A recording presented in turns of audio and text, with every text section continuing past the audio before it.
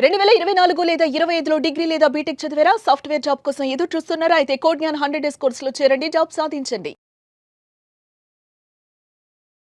నమస్తే, welcome to Suman TV. ప్రస్తుతం మనతో పాటు హైకోర్టు అడ్వకేట్ నాగేశ్వరరావు పూజారి ఉన్నారు. వారితో మాట్లాడదాం. హలో సార్, పార్టిషన్ సూట్ గురించి చెప్పండి సార్. అంటే ఏంటి అసలు? జనరల్‌గా పార్టిషన్ సూట్ అంటే ఏందంటే ఏదైనా ఒక ఆస్తి ఉండి ఆ ఆస్తికి ఉమ్మడి వారసులు ఉన్నప్పుడు లేదా ఆ ఆస్తికి మేము వారసులం అనుకున్నప్పుడు, అంటే మా ఆస్తిలో మా వాటా ఉంది అనుకున్నప్పుడు వాళ్ళు వెళ్ళి కోర్టులో ఆ ఆస్తి ఉంది, దానికి మేము ఇంతమంది వారసులం ఉన్నాము, లేకపోతే మాకు ఇంతమందికి వాటా ఉంది, మా వాటా మాకు ఇప్పించండి చూడండి పార్టిషన్ సూట్ అంటాం మనం.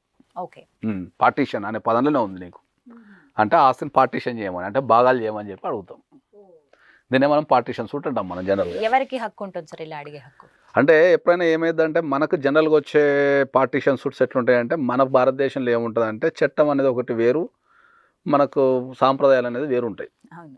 ఎవరన్నా ఒక ఆస్తి ఉన్నప్పుడు, ఎవరికన్నా ఒక ఆస్తి ఉన్నది అనుకుందాం, ఒక తండ్రి ఉన్నాడు, ఒక ఆస్తి ఉంది.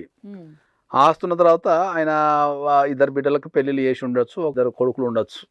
చేసిన తర్వాత ఏంటంటే మన దగ్గర ఏంటంటే తండ్రి ఆస్తి అనేది జనరల్గా చనిపోయిన తర్వాత డిఫాల్ట్గా కొడుకు ట్రాన్స్ఫర్ అవుతుంది. ఆల్రెడీ పిల్లలకు పెళ్లిళ్ళు అయిపోయినాయి కదా అనే ఉద్దేశంతో ఉంటారు జనరల్గా. Common, yes. సో వాళ్ళు ఏం చేస్తుంటారు, వాళ్ళే డిఫాల్ట్గా వాళ్ళ పేరు మీద, తండ్రి చనిపోయిన తర్వాత వాళ్ళ పేరు మీద రాసుకుంటుంటారు. అట్లా ఏది ఆడపిల్లలకి ఇవ్వకుండా రాసుకుంటుంటారు. మేమే లీగల్ ఎయిర్స్. అంటే మన సమాజంలో ఏంటారు అంటే తండ్రి ఆస్తికి చనిపోయిన తర్వాత కొడుకే వారసుడు, కొడుకులే వారసులు, ఆడపిల్లలు పెళ్లి చేసుకుని వెళ్ళిపోతారు కాబట్టి అనే ఉద్దేశంతో అది కొద్దిగా తరతరాల నుంచి జరుగుతున్న అంశం. ఓకే, సో అక్కడ ఆయన ఏం రాయకుండా చనిపోతే, ఎవరైనా ఒక వ్యక్తి చనిపోయినప్పుడు ఏం రాయకుండా చనిపోతే అప్పుడు ఎంతమంది పిల్లలు ఉన్నారో అంతమంది ప్లస్ భార్య కనుక ఉంటే భార్య కూడా, వీళ్ళందరూ కలిసి మీకు వారసులు అవుతారు. సో ఇది అందరికీ సమానంగా రావాలి, సమానంగా రావాలి.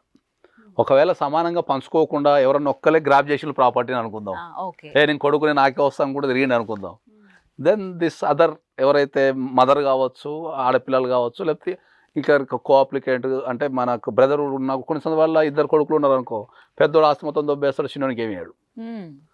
సో ఇట్లాంటి విషయాలలో నీకు ఎప్పుడైనా పోయి నీ కోర్టులో మనం దావా వేసుకోవడాన్నే పార్టిషన్ సూట్ అంటాం. ఇంకా సులభతరంగా అంటే ఒకటే వాక్యంలో చెప్పాలి అంటే, ఏదన్నా ఆస్తి మీద నీకు హక్కు ఉంది అనుకున్నప్పుడు, ఆస్తులు నాకు వాటా ఉంది అనుకున్నప్పుడు కోర్టుకి వెళ్ళి ఈ ఆస్తులు నాకు వాటా వస్తుంది, నా వాటా నాకు ఏం వేసుకోవడం పార్టిషన్ సూట్. అంతే. కోర్టు అన్ని పరిశీలిస్తుంది, అసలు ఆ ఆస్తి ఎవరిది, ఎట్లా ట్రాన్స్ఫర్ అయింది, దేనికి ట్రాన్స్ఫర్ అయింది, నిజంగా నీకు వాటా ఉందా లేదా, నీకు వాటా ఉంటే ఇచ్చేమని ఇస్తుంది, నీకు వాటా లేదని కోర్టు ఫీల్ అయితే అయ్యా నీకు వాటా లేదు దీంట్లో అని చెప్తుంది.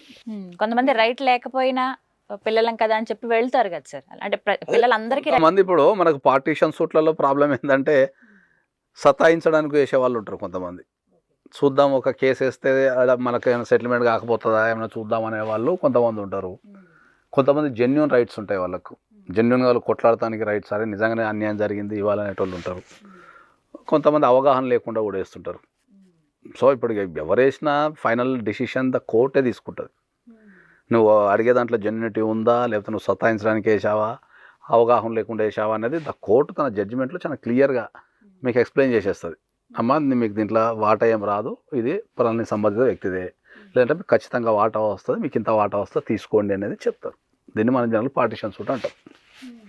ఈ పార్టిషన్ సూట్ ఈ మధ్యకాలంలో చాలా పెరిగిపోయినాయి. ఇప్పుడు సుప్రీంకోర్టు జడ్జిమెంట్ వచ్చిన కాన్ నుంచి. ఓకే, అంటే ఏ సందర్భంలో కోర్టు జడ్జిమెంట్ ఇచ్చింది సార్? అదే ఇప్పుడు మహిళలకు తండ్రి ప్రాపర్టీల మీద, ఇప్పుడు మహిళలకు ఇప్పుడు సమాన హక్కుల గురించి పోరాడుతున్నారు కదా.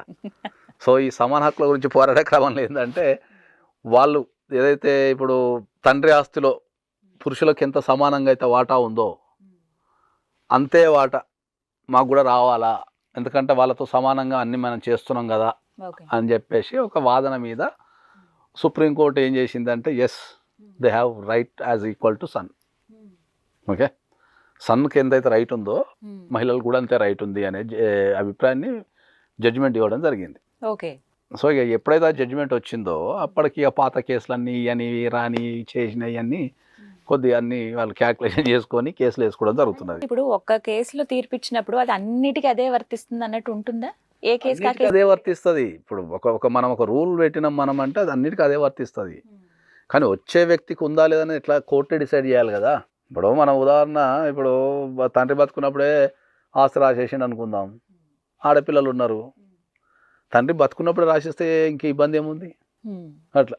ఇప్పుడు దాన్ని ఆడపిల్లలకు రాదు, తాళతాళ్ళు ఏం చేస్తారు, తండ్రి చనిపోయాడు అనుకుందాం, మా నాన్న అది రాసేయలేదని చెప్పి కొట్టుకెళ్తారు, మాకు కూడా వాట అవుతుంది. ఉంటాయి కదా సార్, అవన్నీ పరిశీలించిన తర్వాత వచ్చేది కదా జడ్జిమెంట్, నీకు ఉందా లేదా అని చెప్పేది కదా జడ్జిమెంట్, పెద్ద ప్రాసెస్ పెద్ద ప్రాసెస్ కదా. కాబట్టి వాళ్ళు ఏంటంటే మహిళలకు కూడా సమాన హక్కు, తండ్రి ఆస్తిలో వాళ్ళు కూడా చదువుకుంటున్నారు, వాళ్ళకి అన్ని హక్కులు పూర్తి చేస్తున్నారు, కష్టకాలంలో అన్ని ఫ్యామిలీలో వాళ్ళు ఒక మెంబర్ కదా, వాళ్ళని ఎందుకు మనం అది చేయాలా, వాళ్ళు they are also equal to the men అని చెప్పేసి ఆ సుప్రీంకోర్టు అభిప్రాయపడిన తర్వాతనే.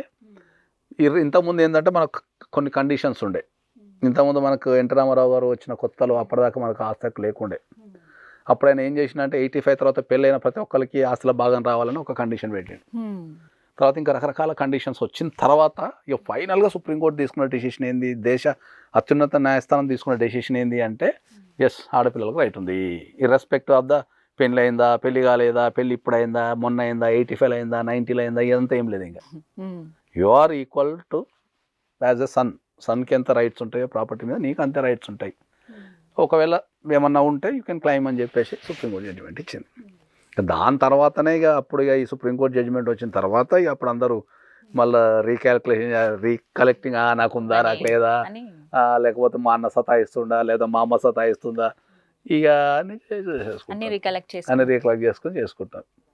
సో అది పార్టిషన్ సూట్ అంటే భాగం అడగటమే అంతే. పార్టీషన్ సూట్ ఒకటే వాక్యం కదా, పలానా ఆస్తిలో నాకు వాటా ఉంది, నా వాటా నాకు ఇప్పి అని అడగడమే పార్టీషన్ సూట్ అంతే. సో డైరెక్ట్ కోర్టుకు వెళ్ళి వేసుకోవచ్చు సార్, పార్టీషన్ సూట్ కోర్టుకు వెళ్ళి వేసుకోవచ్చు, జిల్లా కోర్టుల్లో వేసుకోవచ్చు సార్. ఎక్కడ మనకు మళ్ళీ పార్టీషన్ సూట్కి వచ్చరికి ఏంటంటే అప్ టు 20 lakhs అయితేనేమో మనకు జూనియర్ సివిల్ జడ్జి వస్తారు, 20 to 50 అయితేనేమో సీనియర్ జడ్జి వస్తారు, 50 above అయితేనేమో ప్రిన్సిపల్ డిస్ట్రిక్ట్ జడ్జి వచ్చేస్తారు, 50 lakhs above అయితే ప్రిన్సిపల్. అంటే వెసులుబాటు అయితే ఉంది చాలా రకాలుగా, ఫస్ట్ క్లారిటీ తీసుకుని ఆ తర్వాత కోర్టు. అదే ఎప్పుడైనా ఒక పార్టీషన్ సూట్ వేయాలి అనుకుంటే ఏంటంటే ఇప్పుడు జనరల్గా ఒకటి మనం ఖచ్చితంగా చెప్పాల్సింది ఏంటంటే పబ్లిక్ ఉన్న లీగల్ నాలెడ్జ్ వేరు,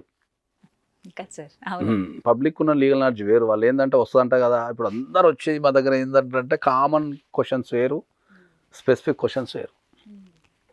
తండ్రి ఆస్తిలో వాటా వస్తుందా అనేది కామన్ క్వశ్చన్, అది అవును. స్పెసిఫిక్గా ఎవరికి వస్తుంది, ఎట్లా వస్తుంది అనేది మళ్ళీ నియరెస్ట్ అడ్వకేట్ దగ్గరికి వెళ్ళి కూర్చుంటేనే వాళ్ళు మీకు ఎక్స్ప్లెయిన్ చేయగలుగుతారు.